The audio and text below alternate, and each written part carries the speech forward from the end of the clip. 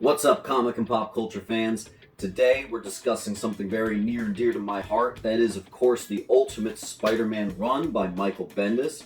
And if you know me, you know that this is my favorite Spider-Man run, but also one of my favorite cohesive comic stories ever.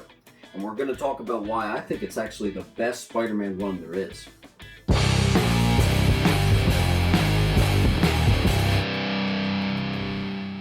Guys, if you're new to the channel, we're doing a 500 subscriber giveaway. All you gotta do is watch a video in its entirety, like the video, comment below, and each comment for each video gives you a point.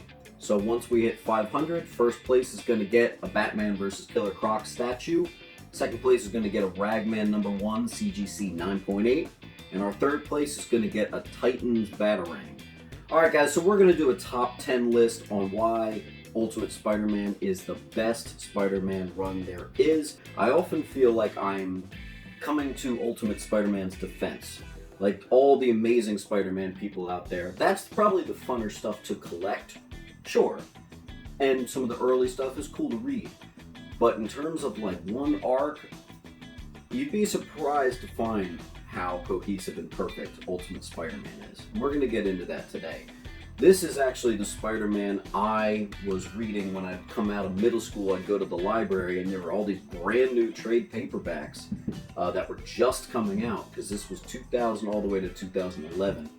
So in like 2002, me sitting in the library reading Ultimate Spider-Man, it was the best afternoon I could possibly ask for. So we're going to start it off at number 10, Cohesive Story. So the problem with all the Spider-Man comics is there's a million of them, right? And it can be a little bit daunting to try to, memorize everything that happens in canon to Peter Parker. So what if I told you there's an alternate reality where there's 160 issues all written by the same guy and 80% done by the same artist who happens to be most people's favorite Spider-Man artist? And what if I told you the whole thing was planned out? Nothing was after the fact. There was no, oh crap, we did this here, how are we going to do this? No, it was all perfectly laid out. What if I told you that was real? It is. I'm referring to the Ultimate Spider-Man comics. From issue number 1 to 160, the entire thing was mapped out. It's like a big War and Peace read, it's perfectly thought out and it flows beautifully. It's not like a little 3-issue mini arc here, a little 6-issue mini arc there. Nope, it perfectly glides to give you one solid story from start to finish, and I thank him so much for that. Number 9, A Realistic Take. This is a very realistic book. It's very natural to our society, deals with things that would actually exist in the world. Not that Amazing Spider-Man didn't do that, because I actually always thought that the Spider-Man books especially did a good job with that. But I feel like this is a very realistic take. They use a lot of technology. It's very grounded in reality more than it's completely ridiculous. You know what I mean? It's an incredibly realistic New York. Incredibly realistic characters. But also, it deals with psychology and actual philosophies of life and how it all comes together. It creates a very grounded and very recognizable story. I think a lot of people can relate and understand these books. Number 8, Character Development. And to be honest, this is some of the best character development I've ever seen. If you're just looking even at Peter Parker alone, in Amazing Fantasy 15, Spider-Man's first appearance, Spider-Man's whole entire origin story is 11 pages. Here, Brian Michael Bendis gets it all into 7 different comics just to do his origin story. And with that, he really gets a chance to flesh out not only his origin story, but even in those first few issues, you already understand his psyche. He's an incredibly gifted, scientific individual. Granted, he has so much compassion. He's extremely funny. I will say also the MCU and the Amazing Spider-Man movies definitely used this as source material for their Spider-Man. They really made Peter a complicated character, and you love seeing his journey through this. Seeing like how he learns to talk to girls, how he learns to deal with his superpowers, how he starts realizing right and wrong isn't always perfectly black and white. And the thing is, it's not just exclusive to him. Norman Osborn is interesting as hell in this. He's not just like, I'm a villain! No, he's actually interesting. And how Harry and Norman tie into Peter's life is really well written in this. Same thing with Aunt May, who was actually based on Brian Michael Bendis' mother. She's absolutely interesting. She's a guide to Peter, but she gets very frustrated with him. She sees a therapist because she doesn't understand all the lies and her trauma with Ben. She's just an interesting, actual fleshed out person rather than some old aunt. You know, it's like watching Breaking Bad. What if Breaking Bad was a movie? You fitting it into 2 hours, but no, it's 5 seasons. You get to flesh out those characters and really dive into them. And that's what I feel like we got here. I feel like this is the Breaking Bad of comics and character development. Number 7, the Clone Saga. So just like Ultimate Comics got to flesh out the quicker storylines of the Amazing Spider-Man world while recreating their own, they also tackled a risky project, which was the Clone Saga. In 1994 through 1996, there was the highly unpopular Clone Saga that went on so long, and Peter Parker wasn't actual Spider-Man, he was a clone, and then they had to undo that. It was just kind of a mess. It was a hot mess. The Ultimate Comics decided to do kind of a version of that, which was risky to go after something like that. And they managed to do it in like 7 or 8 little comics, fits into one tiny little paperback. And it's one of the strongest arcs in the whole book. So they turned one of the worst parts, the ugliest parts of Spider-Man history, and put a nice spin on it, polished it off, and said, that's how it should have gone. And they nailed it. 6, team-ups. These books have some of the best team-ups you'll ever see, and I think what makes it so great is Brian Michael Bendis' character development, but also Peter Parker is hilarious. This is the funniest Peter Parker you'll ever see. And how he has him teaming up with Wolverine and Daredevil and the X-Men. Every panel is hilarious. He understands the characters so well. It's so well researched. And because of that, every time I see like another character or superhero pop up on the page, I'm like, here we go. This is going to be really fun. And it is. Number 5, relationships. So this is where Brian Michael Bendis does his best at writing. He clearly has a knack and a niche for understanding relationships, and not just a romantic relationship. Peter's relationship with Aunt May is so realistic and touching and complicated. Peter's relationship with Harry is a very interesting take, and I feel like the Amazing Spider-Man 2 movie, yeah, it's not very good, but they hinted at, I think, what these books were trying to go for, and I really appreciated that. But then, of course, the romantic relationships are amazing. Peter's relationship with Mary Jane, Peter's relationship with Gwen Stacy, Peter's relationship with Kitty Pryde from X-Men. It's all very realistic of a teenager and a young man learning how to love. And it's complicated by the fact that he is Spider-Man.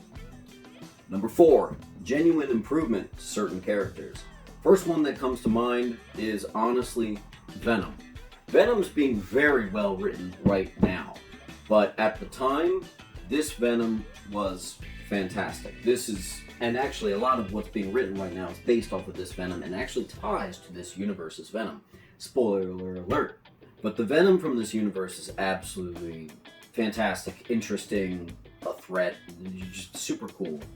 But Kraven the Hunter, he's less of a threat to Spider-Man, but he is very interesting. It doesn't mean that he's not well written.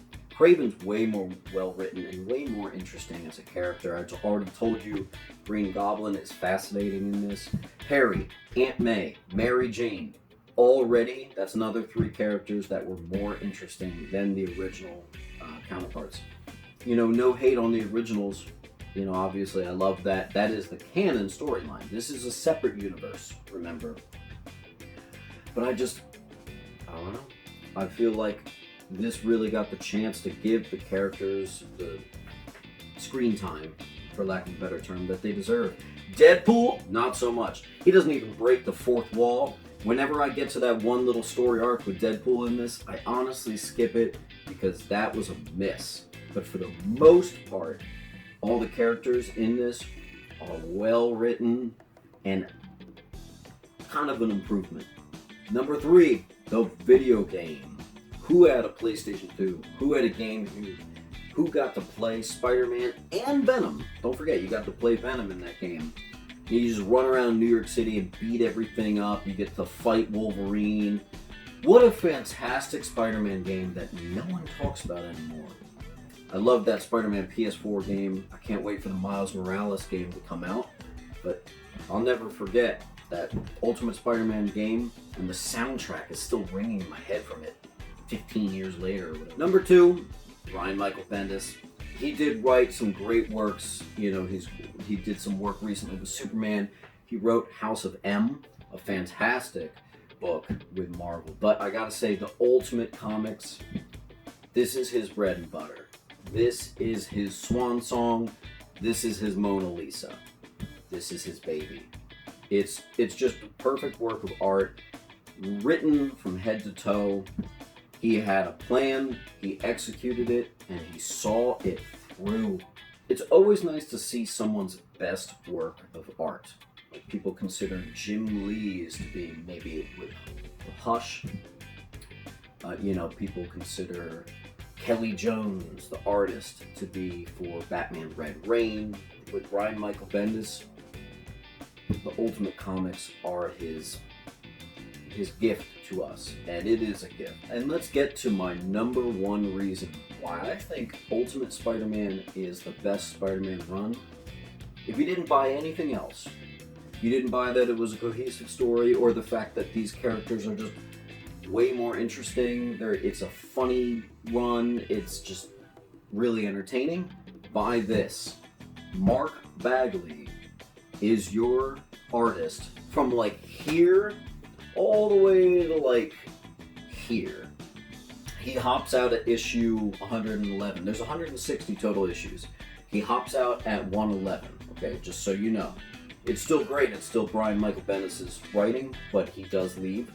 But for 80% of the run, it's what many people consider to be the best Spider-Man artist ever tackling it. And Mark Bagley really gets to make Peter Parker look younger, introduce a new and more exciting Venom to his design, create a new and exciting New York City that feels more realistic and understandable, and just it goes on, and he just the time he put into doing all this, you know, it's just fantastic. Ultimate Spider-Man is a comic run that had Brian Michael Bendis and Mark Bagley, and they just delivered the goods from head to toe, and it's been like 10 years since this run finished, and I haven't gotten over it. Alright guys, so hopefully I could not only defend the Ultimate Spider-Man books a little bit, because I even dated a girl where her dad was a Spider-Man fan, and I told him that I loved Ultimate Spider-Man, and this dude literally didn't even like me because of that. And it was one of those things where it's like, listen, old timer, did you even read it? I know it's new, but did you even read it? And that's the thing, is like, you amazing Spider-Man guys, yeah, your books are fun to collect, they're great, you know, they're iconic, but you're knocking this without even reading it. And all the people that have read it agree with me and say that it's fantastic, which it is. Now, if they could just release this in an affordable format, like I have all the hardcovers, I've read them many, many times, and I actually didn't know this. I had to find out on eBay that these things are worth like, this is like $1,000, this stack right here. That's ridiculous. Let's get that price down so more people can read this. Come on, you can release this in 3 or 4 omnibus and you'd be done.